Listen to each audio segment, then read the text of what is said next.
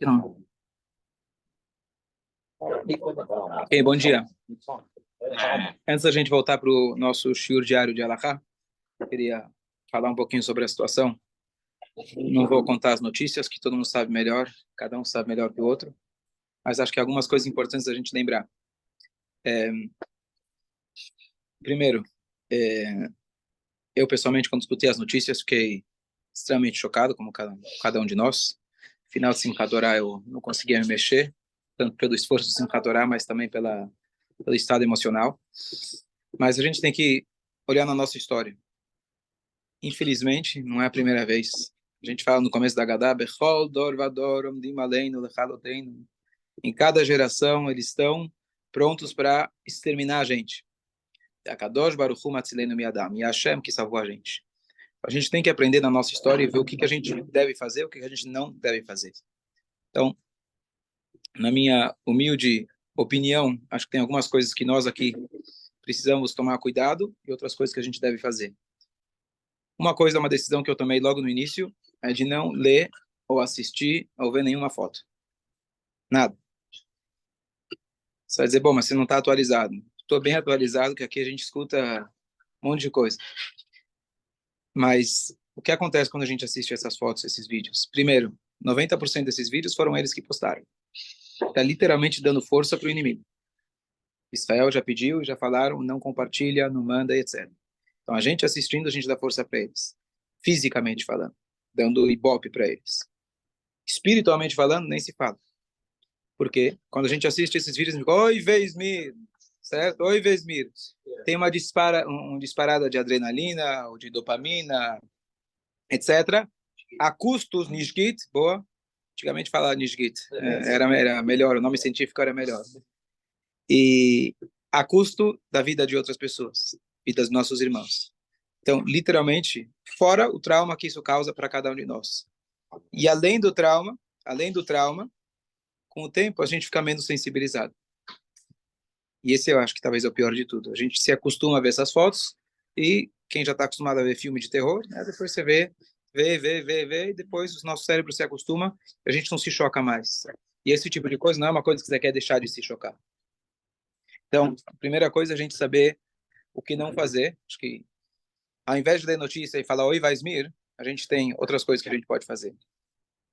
É difícil, a gente quer estar atualizado, é uma maneira da gente tirar um pouquinho da nossa dor, pelo menos eu sei o que está acontecendo, eu acabo criando uma certa definição, mas eu acho que aqueles que não estão no papel de serem, que são jornalistas, ou que têm alguma função realmente, que a tua leitura vai fazer alguma diferença, você é um grande blogueiro, que todo mundo vai seguir tua opinião, etc., ficar tentando lutar com a escuridão, a gente não consegue. A gente tem que acender luz.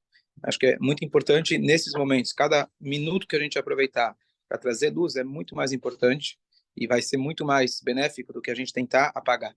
E tem muita gente que aproveita esses momentos como agenda política. Ah, o Boulos, o Lula.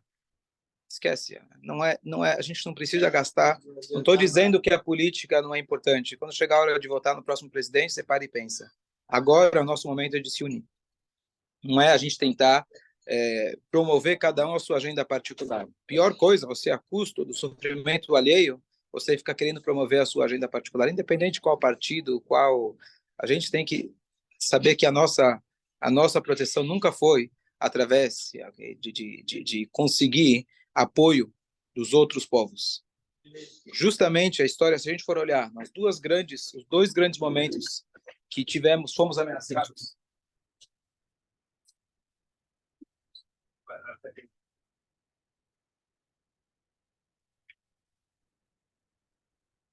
Talvez a história mais conhecida, nossa, do genocídio. Qual foi? O Holocausto é mais recente, mas genocídio de todos os Yodim, literalmente. Cruzadas? Purim.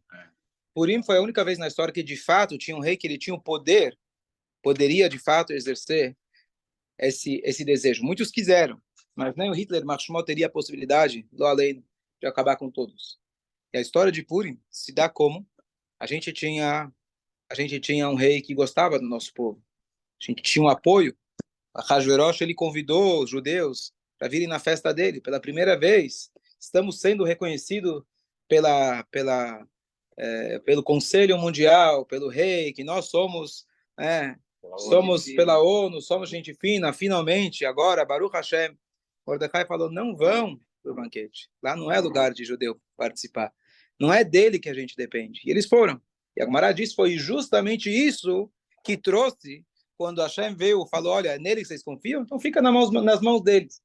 Então, é importante que as pessoas não falem mal da gente? É importante.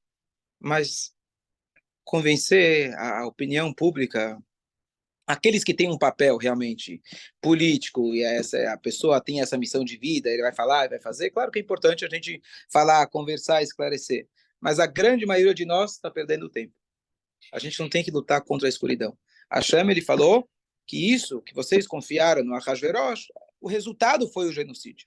Então, quando a gente passou, e agora a gente passou por um massacre absoluto, como se falaram literalmente nunca teve tantos judeus mortos num único dia desde o Holocausto. Isso a gente não pode aceitar, e nunca deve aceitar, e não tem palavras, não tem o que a gente explicar, não tem o que a gente também buscar explicação. É covardia a gente buscar explicação, é covardia a gente ficar parado e chorando também. Por mais que dói, enquanto você está na guerra, você não pode se dar o luxo de chorar. Você está no meio da guerra, eu vou chorar. Você vai tomar mais um tiro na cabeça. Nós, coletivamente, o corpo do povo judeu, estamos em guerra. Sentar e falar, oi, Vaismir. Sentar e falar, não que não doa. Não estou condenando alguém que está sentindo a dor. Eu também sinto a dor, cada um está sentindo a dor, estamos todos em luto. Mas se a gente der vazão para que o luto tome conta da gente, a gente se joga para baixo, a gente está literalmente sendo covardes. Aqueles que podem ajudar fisicamente, quem pode ir para Israel, quem pode mandar dinheiro para Israel, quem pode, aqueles que são ex-soldados, estão juntando dinheiro para mandar uniformes, sem dúvida nenhuma. Mas se você não está nessa posição de literalmente ajudar fisicamente, não ajuda espiritualmente. Sentar e chorar, ler notícia, se lamentar é covardia. É crueldade. Depois que acabou a guerra, você pode sentar e chorar quando você quiser. Enquanto a gente está na guerra, você não pode se dar o luxo. A Torá fala, quando você está na guerra, você não pode parar e pensar nos teus filhos. Você não pode parar e pensar na tua esposa. Você está na guerra, você tem que pensar, você tem que ir com toda a coragem. Nós, coletivamente, como povo judeu, estamos em guerra. Enquanto a gente não vence a guerra, enquanto a gente não vence a batalha, a gente não pode se dar o luxo de falar, oi, Vaismir, e sentar no sofá, oi, Vaismir, Vus Vetzain, o que vai acontecer? A gente tem que agir. Cada um tem que fazer a sua parte. E o ponto que eu quero dizer é, além da questão, aqueles que podem ajudar materialmente, fisicamente, ir até lá, ou à distância, mesmo aqueles que têm cargos públicos, etc., fazer manifestações, o que for. Mas se você não está nesse papel, onde a sua opinião, onde a sua posição vai fazer toda a diferença, então cada um deve tentar agir de outra parte. Qual que é a outra parte? Então, eu fui agora só rever o vídeo que eu já tinha assistido há um tempo atrás, na Guerra de Gaza, que foi em 2008, se eu não me engano. Tinha uma senhora dos Estados Unidos, ela morava na Califórnia, Los Angeles. Ela foi fazer depois dessa guerra, pouco tempo depois, ela foi fazer uma viagem para Israel. E ela estava com o marido dela, estava em Herzliya, e foram num café, tomaram um restaurante. Foram lá, estava lotado o restaurante, e foram para o andar de cima.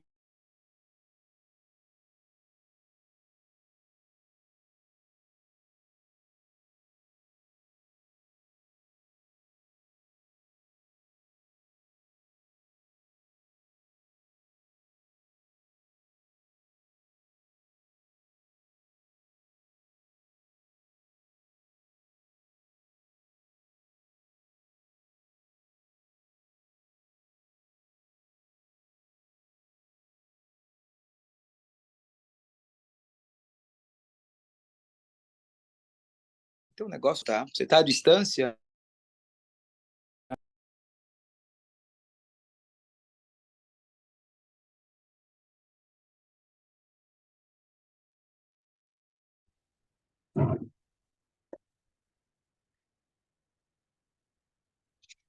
Pega o nome de um soldado com o nome da mãe dele, que assim a gente reza pelo bem-estar, saúde de alguém, e reza por ele. Então ela tinha adotado esse homem que chamava Barak. Quando ela viu o nome Barak, não é raro o nome Barak em Israel, mas também não é o mais comum. Ela deu um negócio nela, ela falou, deixa eu perguntar, vai que? Ela chutou, será que teu nome o nome da tua mãe é Orna? Ele falou, sim. Então, ele tinha sido aquele cara que ela tinha adotado. E aí ela conclui a história e diz o seguinte: 2 semanas atrás, estava na minha casa. Eu passei na frente da minha geladeira. Lá eu tinha com um imã grudado lá o nome dele. A guerra acabou. Mas eu continuei rezando. E eu fiquei pensando: será que o cara está vivo? Será que fez alguma diferença a minha reza? Mais um telinho. Veio essa dúvida na minha cabeça. 2 semanas depois, Deus me responde. Eles pegam, trocam o contato. E no dia seguinte, esse garçom, primeiro que ele agradeceu e tudo, falou que está bem, graças a Deus, etc. No dia seguinte, ele liga para ela e fala: olha, eu fiquei tão impressionado com essa Ashgaha Pratit, eu não sou um cara religioso, nunca fui religioso, mas a partir de hoje eu vou começar a colocar tefilim todos os dias. Ele, você vê o cara contando, você tem o vídeo dos dois contando desse encontro muito grande. A Hashem não mostra para a gente todo dia os milagres. Mas uma história dessas só lembra a gente, só vem lembrar a gente de como realmente nós, à distância, podemos ajudar. Nesse caso, a Hashem mostrou o desfecho da história. Nem sempre a gente vai conseguir ver o desfecho da história. Mas a gente tem certeza absoluta. A Hashem respondeu para ela: olha, você está na dúvida se o teu Teirim ajudou? O cara está vivo aí, possivelmente graças à tua reza. Eu vou te mostrar. Você vai lá, justo naquele restaurante, naquela hora, naquele dia, naquele momento, e o cara vai lá e fala o nome dele e para você saber que você rezando por ele, você ajudou ele. Então, é a única coisa que a gente deve fazer. Aqueles que podem materialmente ajudar, devem ir. Mas aqueles que não, querem sentar e ler notícia e chorar, a gente não pode se dar o luxo de chorar enquanto se tem pessoas sofrendo, enquanto o nosso povo está lá agora, que é chamado um momento muito crítico, onde eles estão entrando, ou já estão no meio de uma batalha, a gente precisa estar juntos e fazer tudo possível. Fala. Não, só comentando aqui, quando você falou de Purim também, Purim a solução foi essa, né? Que é Esther, que boa, era boa. a rainha, Boa, escolha. Ela só quis casar com ela, porque ela era bonita, ela resolveu fazer um jejum, e a deixar ela nada muito bonita. Sim. Então, na Sikha, o Rebbe explica justamente isso. Então, qual foi a solução para o Purim? Fala. Eu tengo un mejor amigo que tiene el filho dele que es del escuadrón de cachorros. Sim. Y entró en esa que el señor faló en Gaza. Y dice que las balas pasaban así por él y varios soldados del escuadrón de él, dice que vieron como una mujer en la frente que les hallaron que parecía la reina Esther, protegiendo él de las balas que pasaban y ni una pillía el cuerpo, nada. Él les dice que fue un milagro. Ahora está él convocado sí. También. Pero dicen que los soldados vieron a Rainha Esther. Vieron, no. A gente não precisa ver a Rainha Esther, a gente precisa ver Mashiach. Não, por isso, pero as balas passavam. Mas sim, com certeza é a mão de Hashem. Então, só reiterar o que você falou. Então, qual foi a solução para Purim? A solução não foi tentar negociar com Haman. Não foi. Vamos tentar dar alguns para o Haman, ver se ele tem pena da gente. A solução foi, sim, a Esther foi falar com a Ahasverosh. Ela se sacrificou para isso. Mas antes disso, o povo, por um ano, eles se lembraram quem eles eram. Fizeram tchuvá, estudaram Torá, ficaram firmes. E junto com isso, a Esther mostrou a coragem dela de ir para o rei, mesmo que ela tinha passado 30 dias sem ter sido chamada pelo rei, mesmo sem ela estar nas melhores condições, porque ela estava jejuando há 3 dias, mas ela sabia que ela tinha que fazer a parte dela. Não é o rei que vai salvar ela. Tem que falar com o rei? Tem que falar com o rei, mas não é o rei que vai salvar ela. É a conexão dela com Hashem. E foi isso que salvou ela. Então,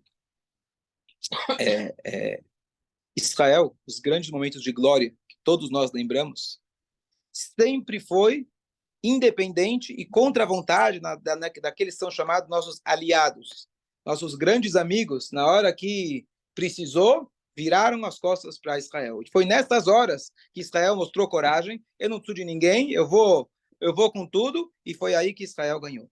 Todas as horas que a gente precisava, ou muitas horas, não vou dizer todas, que a gente contava com a ajuda de amigos nossos, entre aspas, viraram as costas na hora que, certo?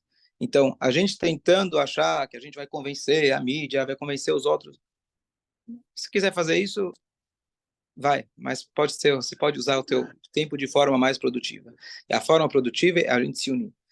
A gente nunca pode voltar e justificar os caminhos de Hashem, falar, olha, aconteceu isso por aquilo. A gente não sabe o motivo do holocausto e a gente não sabe, nunca vai saber, e é injusto e cruel da gente tentar filosofar às custas de vida de outras pessoas. Porém, a gente pode olhar para trás e ver o que a gente pode melhorar.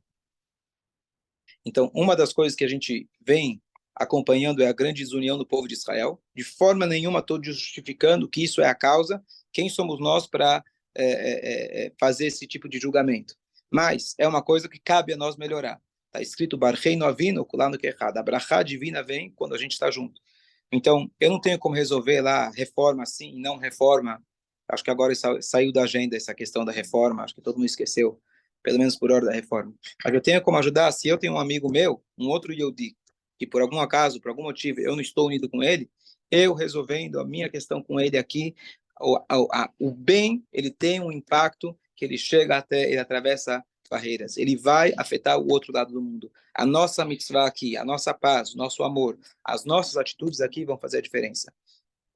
A campanha que o Rebbe fez, quando foi a Guerra dos 6 Dias, foi a campanha do Tefilin, e Baruch Hashem, a guerra foi um êxito incrível. Então a gente pode falar, não, porque os nossos soldados, não, porque eles sabiam que no deserto tem que tomar água, e os egípcios não sabiam que tem que tomar água no deserto. Tem muitas explicações muito lógicas, muito nobres, mas quando a gente lutou contra, eram 5 fronteiras ao mesmo tempo. Os países em volta de Israel são 500 vezes maiores. Bechol, Dor, Vador, e deixar muito claro que aqui não é uma luta por território. É literalmente uma desculpa para o ódio pelo judeu. Aqueles que sempre lutaram pelos direitos humanos, de repente agora estão votando em prol daqueles que fizeram massacre. Então está muito claro, não, que o povo judeu, que Israel é aquele que tem o maior moral, o exército mais moral, que avisa antes, a gente sabe, não precisa, mas não adianta, a gente está lutando, são fatos muito claros, e hoje com a mídia você conseguiria ver tudo isso, mas quem quer fechar o olho, quem não quer enxergar, vai continuar, porque o ódio não é baseado em A, B ou C, ou porque Israel, porque é literalmente o mesmo antissemitismo que tinha Hitler e Margimó, o mesmo que tinha Haman, o mesmo que tinha Hashverosh, o mesmo que tinha o Paró, o mesmo que tinha Torquemada das Cruzadas, é a mesma coisa. Muda a cara um pouquinho, mas é exatamente o que eles querem, é como o próprio Arafat declarou, até que o último judeu não seja jogado no mar, eu não vou estar contente. Não, ele falou, até que o último judeu ceda a casa dele para mim, sequer. Ele falou, até que o último seja jogado no mar. E hoje, com essa atitude deles, deixaram muito claro o que eles querem. Eles querem genocídio, eles querem literalmente matar todos os Yehudim. Então não adianta a gente tentar usar a lógica. O ódio deles é algo acima da lógica. É algo que infelizmente faz parte da nossa história. Mas essa mesma história que nos condenou é a mesma história que nos redimiu. Hashem fala para a gente qual é a saída. Kadosh Baruch Hu Matzilenu Miadam. Nós temos que se aferrar, se prender com a Kadosh Baruch Hu, apesar que a gente não entende os caminhos dele, às vezes tem momentos que a gente questiona e a gente não entende, mas é com ele mesmo que está a resposta. E a única resposta, e a melhor de todos, vai ser, Bezrat Hashem, a vinda de Mashiach. Então, de forma muito prática, não vamos perder tempo discutindo, tentando convencer os outros, ou ficar lendo notícias que só deixam a gente mais triste, ou com menos sensibilidade. Vamos ser proativos. Ontem eu liguei para uma pessoa que eu sabia que não coloca tefilim de vez em quando, ele se comprometeu a colocar tefilim todos os dias. Peguei mais uma pessoa fisicamente, falei, vamos colocar tefilim. Eu já combinei com ele, hoje de novo vamos colocar tefilim. São essas mitzvot, é isso que a gente pode fazer, e vamos ser proativo, vamos ter fé, vamos pensar positivo, Bezrat Hashem, o exército vai fazer tudo o que tem que fazer, Hashem ele vai dar para a gente um Nisachon, a vitória total e absoluta, Bezrat Hashem, e trazer a paz e única e verdadeira, que vai ser a vinda de Mashiach, se Deus quiser. Que seja em breve. Lá no Bom Retiro, o Rabino Pessa falou